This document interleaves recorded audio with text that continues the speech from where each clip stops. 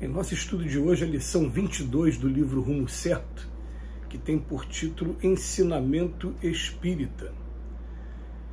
Dividimos o prato com os irmãos em penúria, extinguindo o suplício da fome. Dividimos o vestuário com aqueles que sofrem nudez, para que o frio não lhes anule a existência. Providenciamos remédio em favor dos enfermos desamparados. Partilhamos o teto com os que vagueiam sem rumo. Mas não é só. Ensinamos lições de justiça para que a desordem não nos induza à barbárie. Espalhamos noções de higiene, preservando a saúde. Quanto mais se adianta a civilização, mais se nos desdobram os bens da vida. Imperioso lembrar que é necessário distribuir também os valores da alma. Nós, os tarefeiros desencarnados e encarnados da doutrina espírita em plena renovação da Terra, não podemos olvidar que é preciso repartir o conhecimento superior. Saibamos repartir através da palavra e da ação, da atitude e do exemplo, o ensinamento espírita à luz do Evangelho do Cristo, imunizando a vida terrestre contra as calamidades de ordem moral. Nós que levantamos a escola para remover as sombras do cérebro, atendamos à educação espiritual que dissipa as trevas do coração. Mensagem pequena, mensagem super profunda. Profunda por quê? A gente ouviu uma vez do espírito Leopoldo Machado, e Leopoldo Machado, para quem não conhece, ele foi um grande espírita da Baixada Fluminense, do Rio de Janeiro, nasceu na Bahia, mas fundou a primeira escola da Baixada Fluminense no século XX. E teve um momento que o Chico Xavier chegou a dizer que ele era o espírita número 1 da época, em que, enquanto o Chico estava fazendo livros, escrevendo os livros através da psicografia, Leopoldo Machado estava fundando centros espíritas no Brasil todo, federações, confederações, e deixou um trabalho maravilhoso que pode ser consultado aí por quem tiver interesse, através de um livro chamado A Caravana da Fraternidade. E qual foi a frase que Leopoldo Machado deixou? A maior caridade que você pode fazer pelo ser humano é a da iluminação das suas mentes. A maior caridade. Veja bem, a gente vai pegar no Livro dos Espíritos, como é que é a caridade segundo entendia Jesus? Ele fala benevolência para com todos, perdão das ofensas e indulgência uns com os outros. Essa é a caridade segundo entendia Jesus. E a caridade, ela é bastante estudada na doutrina espírita, ela vai ter as suas manifestações tanto de maneira material como de maneira moral. E dentro da caridade material, o Emmanuel enumerou o que normalmente é foco de atenção das instituições espíritas aqui no Brasil. As nossas instituições, elas têm uma preocupação maior em estar remontando, relembrando o movimento cristão primitivo, aquele que aconteceu, descrito lá no livro Atos dos Apóstolos, logo depois que Jesus foi crucificado e que ressuscitou e apareceu conversando com os discípulos. Está lá relatado no Evangelho de João, né, esse período que ele ficou entre os discípulos. E no livro Atos dos Apóstolos ele fala, olha, eu fui morto aqui em Jerusalém, tudo bem, mas eu quero que você, Pedro, você, Tiago, você, João, fiquem aqui em Jerusalém e comece agora o movimento cristão aqui em Jerusalém. E eles, ainda assustados por conta do que havia acontecido, a forma brutal como Jesus havia sido assassinado, eles começaram o trabalho e a conversão de 2.000, 3.000, 5.000, conforme está narrado lá.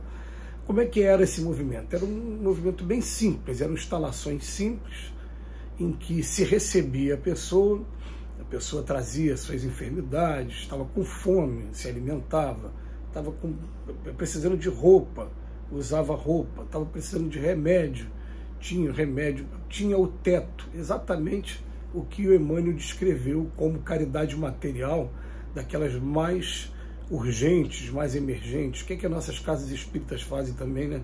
Essa em quase unanimidade. Faz o trabalho da cesta básica, porque aqui no Brasil, em todo lugar, você vai encontrar pessoas precisando ainda de cesta básica. e vai também dando a oportunidade de muitos de nós, a gente está tomando os primeiros passos do trabalho de sair do ego para começar a enxergar as necessidades de maneira mais coletiva.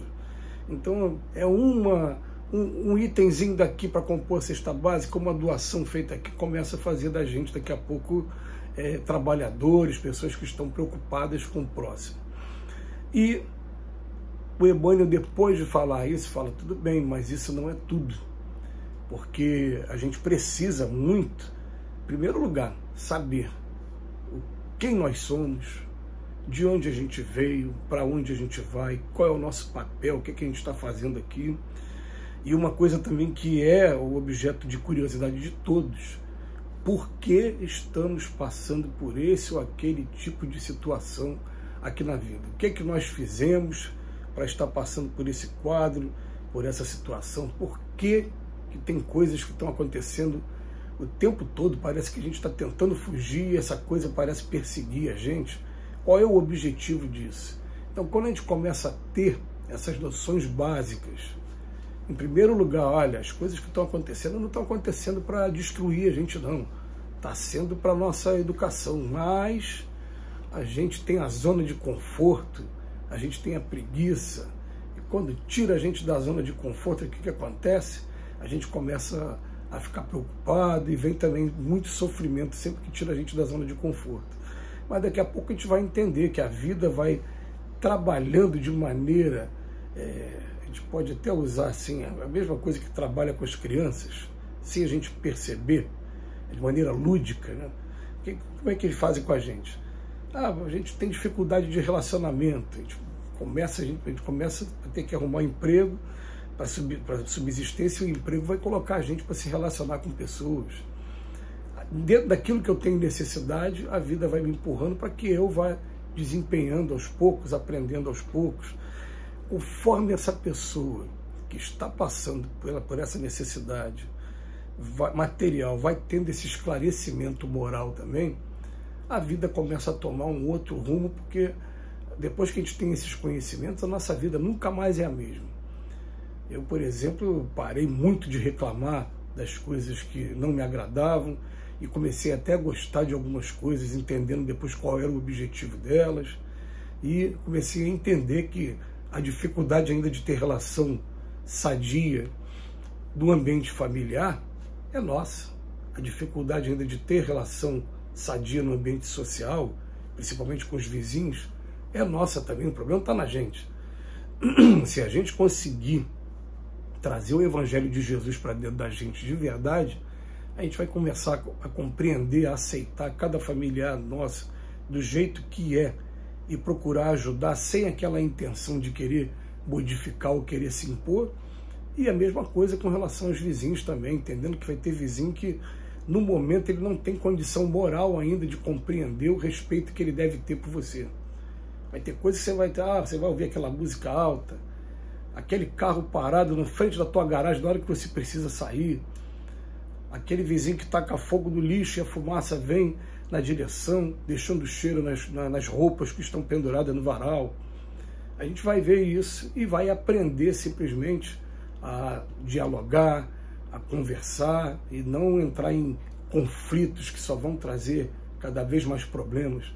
Então, na verdade, a gente vai entender que tudo que a gente está passando está sendo para o nosso aprendizado, está sendo de maneira lúdica. É uma palavra que eu usei durante algum tempo e a gente está voltando a usar aqui agora. Por quê? Porque vai acontecendo sem a gente perceber as mudanças. Quando a gente engessa demais o nosso comportamento na vida, aí de repente vem aquele sentimento que hoje é conhecido como depressão, como ansiedade, mostrando para a gente, meu filho, está na hora de modificar. Esse aprendizado a gente já teve, não precisa mais ficar estagnado, estacionado nele, vamos para frente. Isso tudo a gente precisa também desse conhecimento. Por isso que a maior caridade que a gente pode fazer pelo ser humano é de iluminação de suas mentes. Agora, a gente sabe, é claro, saco vazio não para em pé, e as situações de mais emergências acabam sendo na fome, no frio, no meio da chuva e nos remédios aí. Então, A gente está sendo o tempo todo convidado a isso como um aprendizado básico, inicial, do amar ao próximo como a si mesmo. Que Jesus nos abençoe hoje e sempre.